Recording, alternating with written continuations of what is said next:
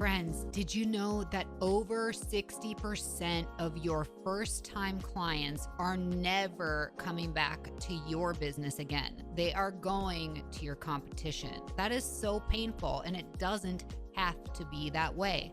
That's where Maya comes in. Maya is the ultimate marketing software for the beauty and wellness industry. We have a proprietary funnel utilizing special algorithms to help connect the right consumers with the right providers at your business. So what does this mean? This means Maya helps you get higher spending clients you love to work with who stay the long haul. If you want to increase your revenue, increase your client count, increase your average ticket, and increase your new client retention, then you need Maya. Go to the link in our show notes to get your demo of Maya set up. Or go to joinmaya, that's MYA.com, joinmaya.com, and see why over 500,000 consumers have trusted Maya and the businesses that we work with to find their perfect beauty and wellness pro. We have your back, we always will, and we promise you will love Maya. Thank you for joining me. This is Katie Whitledge with the Beyond the Technique podcast. Today we're talking about the life of a barber, and who better to speak on this than industry influencer, the man himself. We have no other than John Mosely here. You may be very familiar with him. He is known as Popular Nobody on Instagram. He is a renowned barber, educator, and industry innovator with a career spanning over 2 decades. He's recognized for his precision cutting, creative artistry, and passion for mentorship. He has worked with top celebrities, fashion brands, and major industry leaders. As a sought-after speaker and educator, John continues to shape the future of barbering through education, brand partnerships, and his Popular Nobody brand. But here's the thing, he inspires the world ultimately to elevate themselves, whether in business or not, to grow and develop themselves. He inspires us all. So I am forever grateful that he has taken time to join me today to inspire you. Without further ado, help me welcome John Mosely. Welcome to Beyond the Technique podcast. What's going on? I think I'm muted. Am I muted? Oh, I can hear you. Okay. What's going on? What's going on? Everybody listen. I appreciate your time. I know how important and how valuable time is. So I appreciate you sitting with us and just listening to this conversation. Hopefully we can inspire somebody listening. Well, and I know watching. you will. No. You Don't are discredit so me. fun. We finally got to meet each other at the PBA Executive Summit, which I have a wonderful little picture I'm going to be posting because we look good. And that was a really cool event. I was the nobody at that event, and it was just cool to see all these very inspiring, influential people. You are definitely one of them. So many, especially barbers, of course, that's the main wheelhouse where it all started, look up to you. And I want to kind of dive way back into the beginning of your journey so that people will just learn about you in general. How did you personally get into barbering from the beginning? That's a great question. How did I get into barbering in the beginning?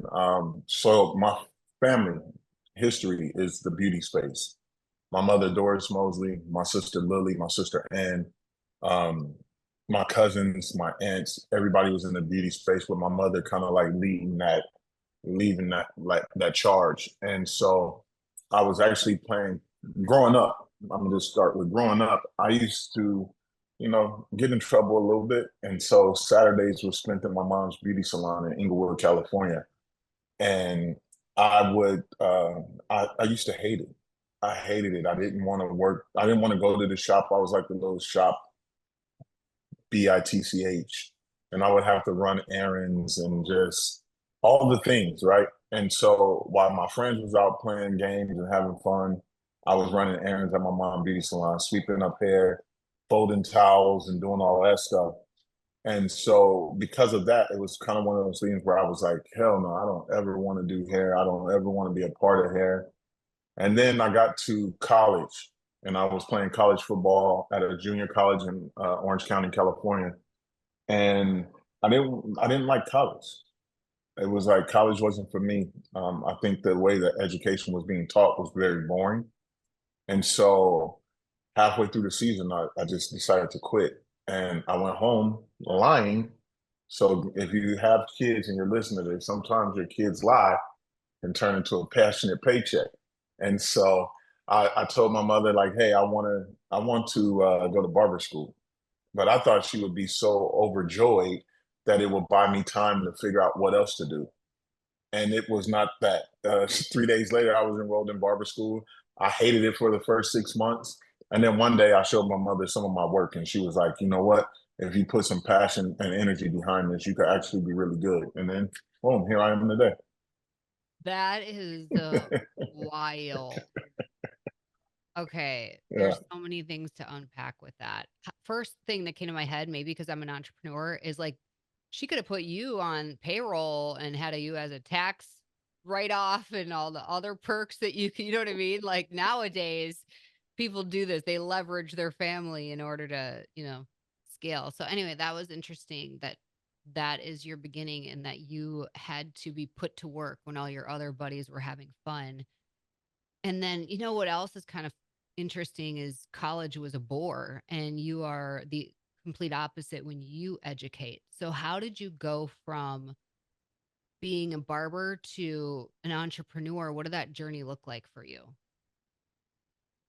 I think anytime you step into a trade school, you're becoming an entrepreneur, no matter what field you're in. Because at some point, I had a conversation with one of my sisters, and she said, "You know, John, you're unemployable." And at first, I took it as an offensive statement. And she goes, "No, it's not offensive." She's like, "Just your goals, your visions, and your aspirations are much greater than what any company can pay you." And I was like, "Holy shit!" Excuse my language. I'm sorry. You Um, can. You can. Okay, perfect. And then I was like, I just looked at it that way, and I changed that perspective of how I was looking at that statement. But I think, being behind the chair, you learn so many different skill sets. You learn how to communicate. Then through your clientele, you learn how to actually you get certain type of clientele in your chair. You get the business guys, you get the family guys, you get the single mothers, you get every aspect of life coming into your shops. And so just through conversations, I would pick up different gems and different games. And so working with musicians, one of my biggest musicians was Kendrick Lamar. I worked with Kendrick for 8 years. And so learning like this, like how what his journey was pretty much the same as mine as a barber, and delivering that same, like, okay, well, if I do a show, I should create merch to sell at shows because I can make some extra revenue. So that's how it all really got going. I started just looking at it and changing my approach to what typical barbering was. And then I started shopping myself as an educator. And the first thing I did was shop at community colleges because I knew they had a cosmetology program, and they needed to know barbering, and a lot of the Cosmo teachers wasn't strong at it. So I would just present myself as somebody that will come in and do it. And so that's how I turned it into a whole entrepreneurship. Where did you get this kind of innate talent for thinking outside of the box? Have you always been like that? I've always been a person who thinks outside the box. Like I said, my whole family is in cosmetology, and I went the opposite way and did barbering. My whole family, my sisters went to the same high school. I went to a different high school, so it was like as a as a kid, as far as I can remember, I always thought bigger, thought outside the box, and I've never felt like I could be stopped because my passion and my drive and my work ethic is so great, that I don't feel like there's nothing I can't accomplish if I say I'm gonna do it. You do strike me as somebody who, if you say you're going to do it, you're going to do it. What's something that you kind of like came to you as a vision for what you wanted for your life or to develop that you went for and it's still alive and successful today? Um, that's a great question. What have I strived for? The growth of Popular Nobody, the Let's evolution of talk it. about that because I don't actually know the story behind how you chose that name. I'm sure you talk about it. People know this. Tell us, we might not know. So when I teach my marketing and branding classes, I always tell people that your brand have to be you. It can't be a gimmick. It can't be something that's just made up or watered down. It has to be authentically you. And my personality is I'm always a popular nobody when I walk in a room. Everybody's seen my work, but a lot of people don't know it's my work because I'm not the one boasting and bragging and talking about it all the time. And so one day I did a photo shoot and my work was all over the place in the malls and stuff like that. And one of my boys was like, man, you kind of like a popular nobody. And so I was like, that's it. That's it right there. And so I switched from going as the Barber JM because then I looked at business, right? If I kept the Barber JM, I only stayed and I was only speaking to a small percentage of the world, which is barbers, because of how I trap myself with that name. So then I said, as a popular nobody, I could cater to whatever I want to. I could open up donut shops. I could open a vacuum store. It's just popular nobody. And so I always looked at it like that to where I could have something to scale. And popular nobody was a perfect fit because it's scalable in any aspect.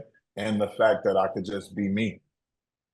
Okay, so you may not know that I know this about you, but I pay attention Uh-oh. and I've heard you speak at events. And one of my superpowers is seeing the strengths in others.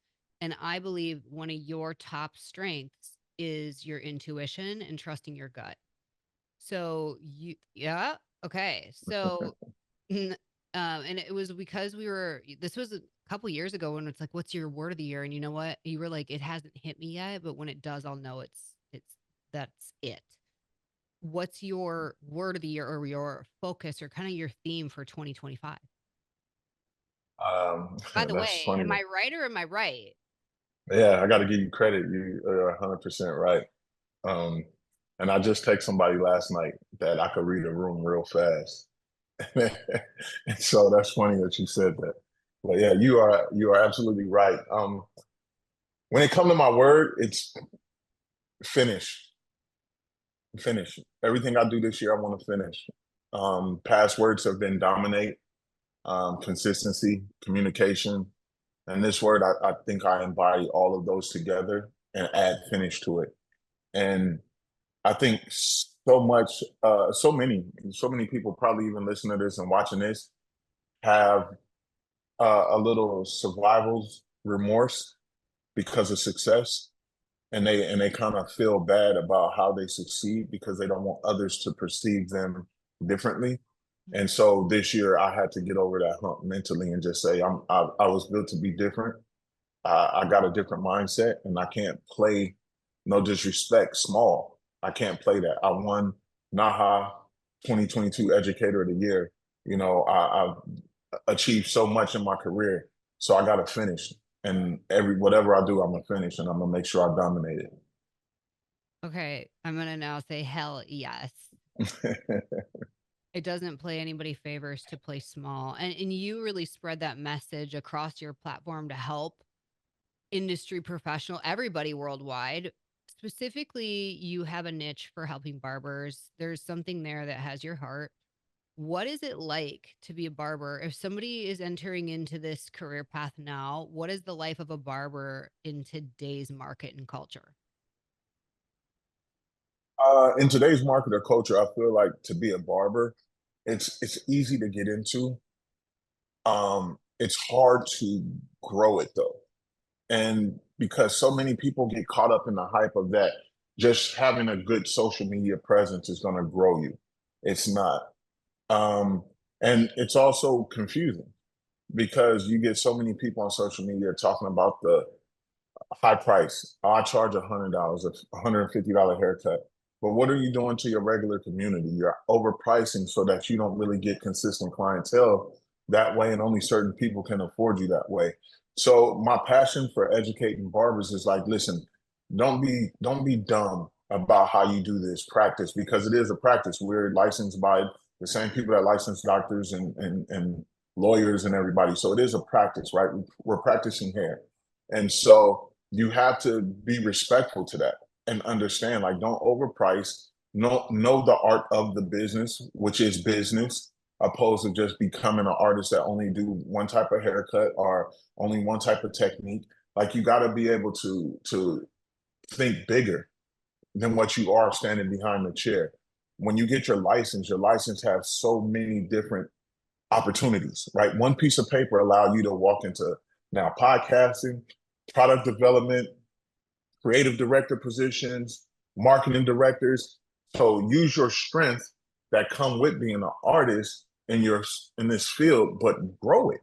Don't be afraid to expand past the chair. Like, there's so many different avenues. And so I think that's where my passion comes from, to educating the world in our beauty space about it, because it's like I'm a person who have scaled in this industry in multiple different ways and showing it and not afraid to tell the story behind it, because that was one thing I was told by my mother when I was doing this. She said the best way to be successful is you can't be afraid to tell your story.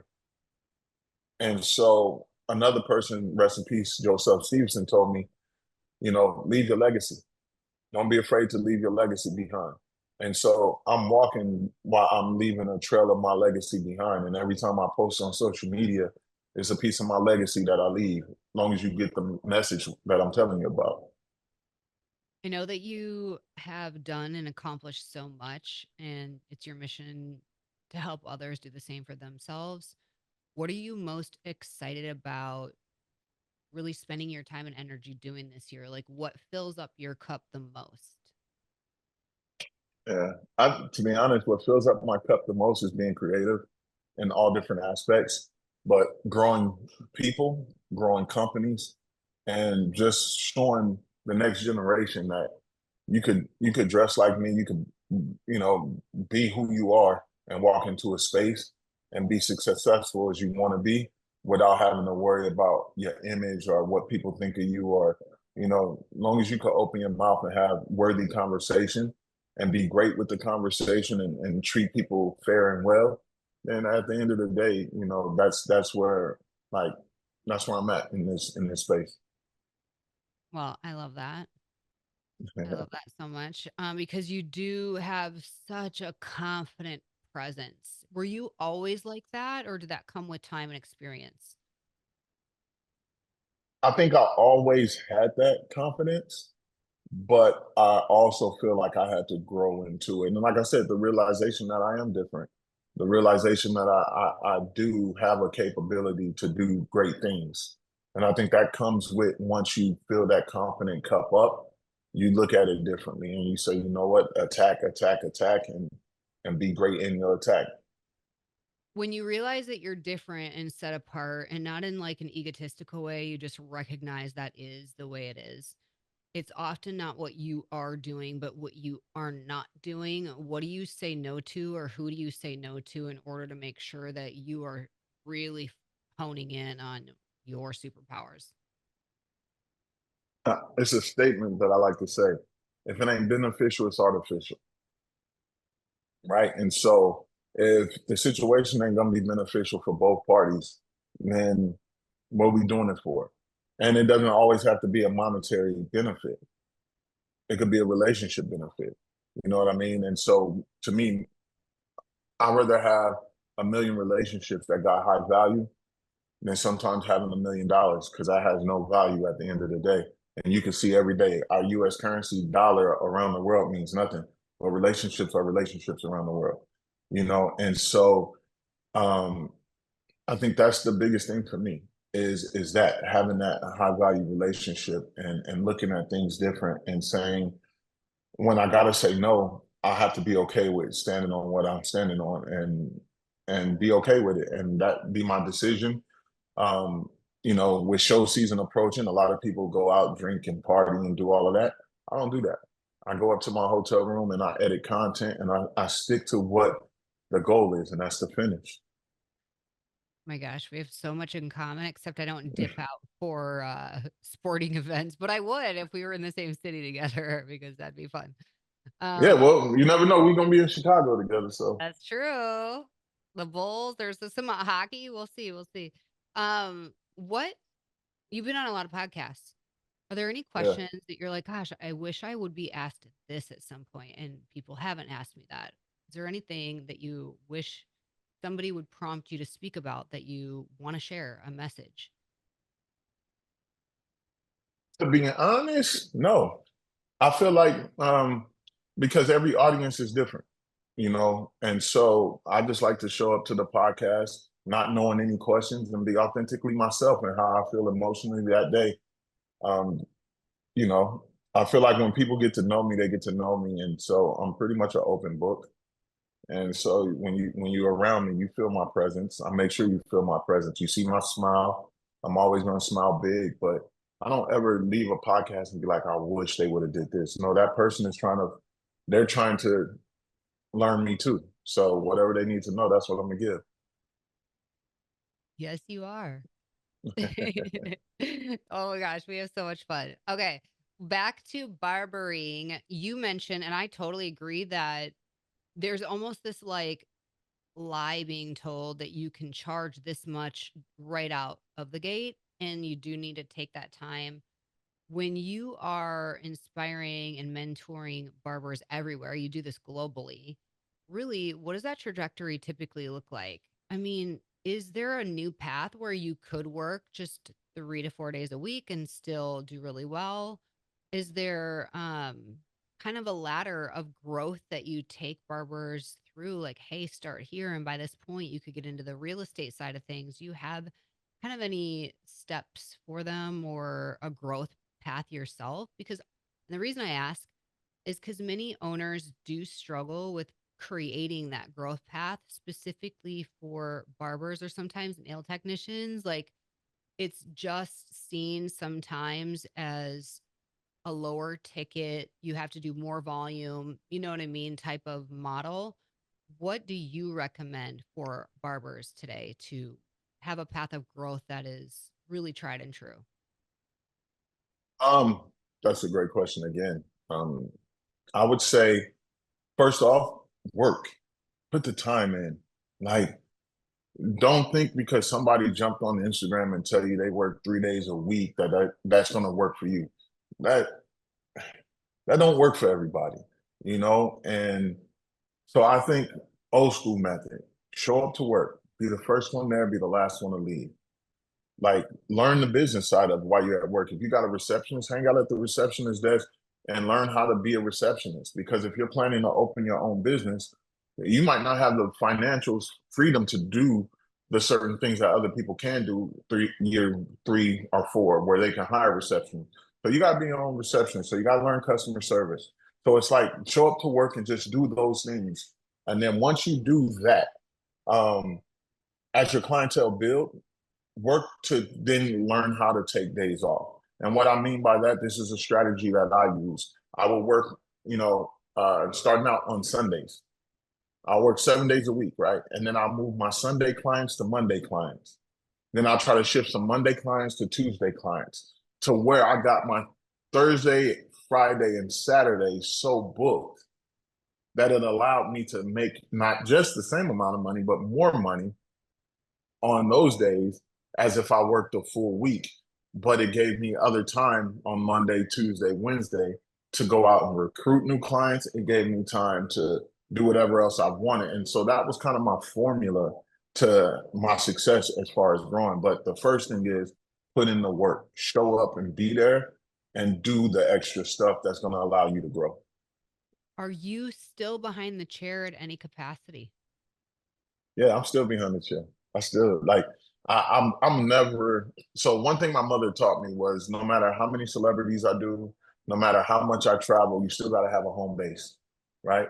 And take care of the house. And so that's my always been my thing stuck in the back of my head to, taking care of my clients. My clients now work with my schedule, you know. I travel so much. Like I've been on 8 trips this year already. Um, and we're only in the second week of February. Yeah. So my clients are very open and understanding, and I appreciate them so much that allowed me to be able to have the freedom to do what I do. But they also learn from me, and they brag about me just as much as I brag right now about how they treat me. But you know, it's once again, those relationships allow me to be able to do what I do. It seems like your mom has been a massive impact, influence and mentor in your life. Is your mom and your sister, are they still in their craft? Yeah. So my mom and both of my sisters are still in the craft. Both. So my mom focus right now is like hair loss and hair restoration. My sister Lily, she works on TV shows and movie sets. And then my sister Ann, she's a esthetician instructor, and she does her own thing with education for skincare. That is so special as a family to have this industry in common. What is it like when you all get together for like holidays? You want to know the real? I talk the most crap to them because I'm the little brother, but I'll be like, yeah, your little brother, keeping our name alive. Oh, you know. So we just have fun.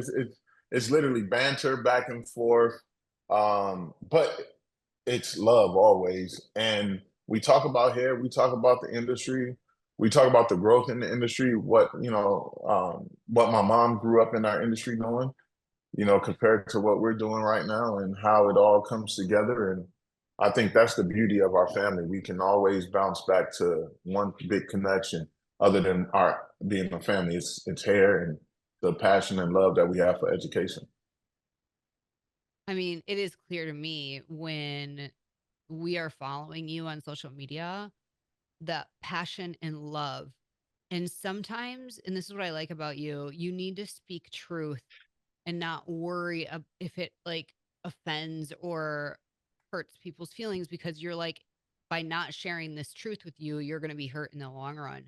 If you had one message that is just speaking truth for barbers and really any industry professional, what would that message be for them this year? The message this year for our industry is don't confuse a paycheck with your passion. Because if you're passionate about something, the paycheck sometimes take a while to get there, and don't think that every opportunity is going to come with a paycheck. Sometimes those relationships that come before the paycheck will bring you the best value that you could possibly ever get from a situation.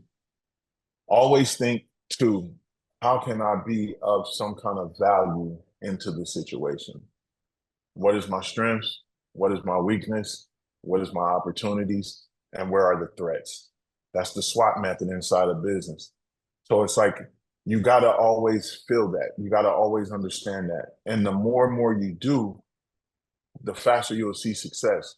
I feel like a lot of people chase money, but the more and more you chase money, you're never going to catch it. It's always moving. So you can't chase money. You got to chase the love. You got to chase the passion. You got to chase the purpose, more importantly. And when you chase all those things, you'll catch those, and then the money will catch you. I don't think there's anything more inspiring to say, because I was going to say final words of wisdom, but that is the message that we need to hear today. Um, you brought up kind of in the middle of our conversation about you have always been confident. You've really grown into your confidence, and that's just been a journey. And oftentimes, when you are pursuing relationships, and you said how you'd rather have $1 million relationships than $1 million, a part of that is being open to share your story, right? And you brought that up, sharing your story. And there's a saying that the mess is in the message. Is there a mess within your message that you are vulnerable to share consistently that help barbers just take themselves to the next level of their lives? Oh, what is the mess of my message? Um, Jeez. I would think the mess in the message is understand you're gonna sacrifice. You're gonna sacrifice a lot. You're gonna sacrifice being away from your family. You're gonna sacrifice being away from your kids' events. You're gonna sacrifice from being present.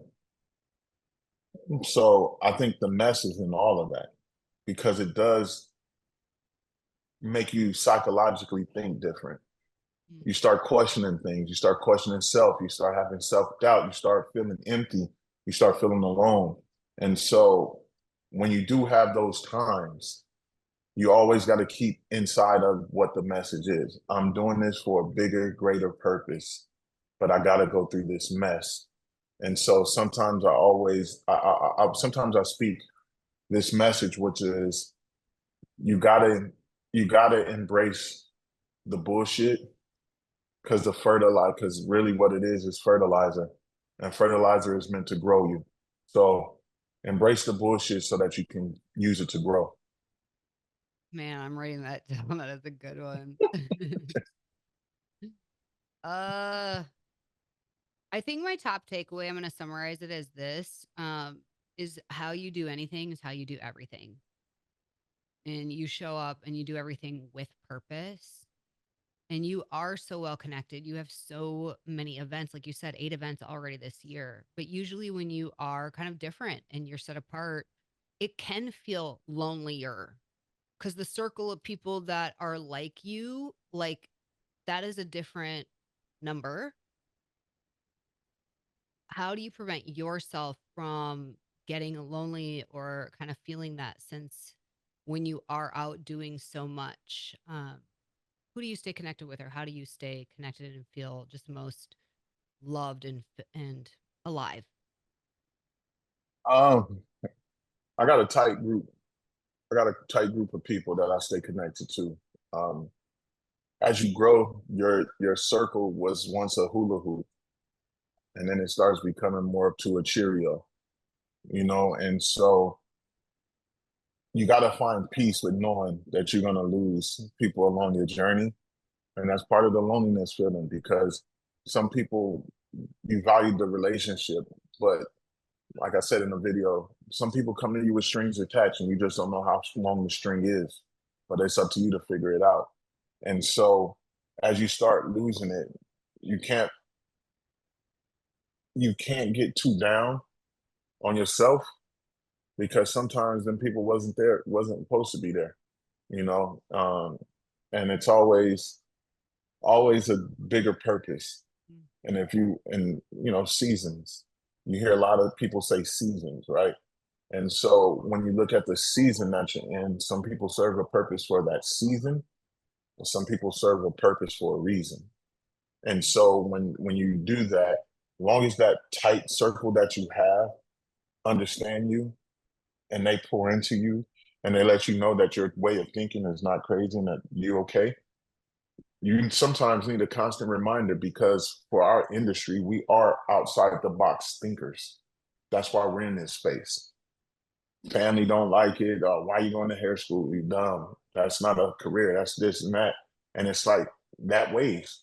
So it makes you feel lonely because you recluse and get away from them people.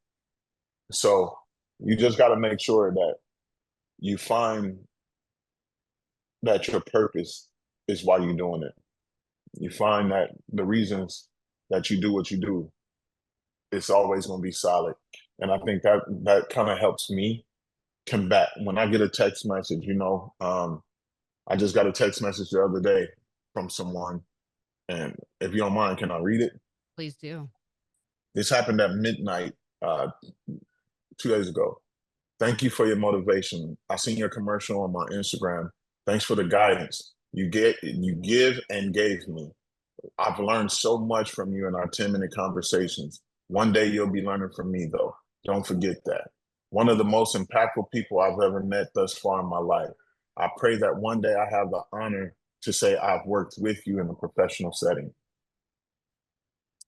So when you get those type of messages, That is it. that's a constant reminder that you headed down the right path and that you're doing what your purpose is to impact people. I don't ever want to be labeled a motivational speaker because motivation you lose, just like everybody who started at the gym, January 1st, that motivation is gone. But an impactful speaker is much greater than a motivational speaker. I want to be an impact. or a preacher, because I'm sitting here like, preach. Everything you're saying is going to be turned into a quote. I have my post plan for the year because we now have 52 quotes from today's conversation. Oh my gosh. That's I love talking with you. I could talk to you forever. I'm excited to see you at the ABS show in Chicago. I'm wondering if you could leave us with one final thing. Speaking of quotes, what is one of your favorite all-time quotes? oh, what is one of my favorite all-time quotes? Damn, I say so many things. Um, Damn, I really don't have an all-time favorite. I think all of them are favorite. I like everything that come out my mouth. Pause. Uh, You got a line in uh, your tool belt. Give me a topic. You got a thing to go with it to remind you, which is so cool. It helps you with anything you're facing is to like, here's what I remember about that. But if I something got came to one your for you. mind, share. Yeah, you got one? Okay. I got one. We all on the same trip, but we just got different luggage. Mm. So that's why I carry on. Oh, you gotta wait for the end. Yeah. So think about it. The whole world got baggage. The whole world, everybody you meet don't have baggage. But you gotta know when to carry on and just keep moving. Don't wait at baggage claim for somebody else's bags. Just keep moving, keep working, keep processing, keep developing, keep growing, and keep loving life. John, I am loving that we had this conversation. Thank you so much for being with me today. I really, You're really, welcome. Thanks and for having me. yes.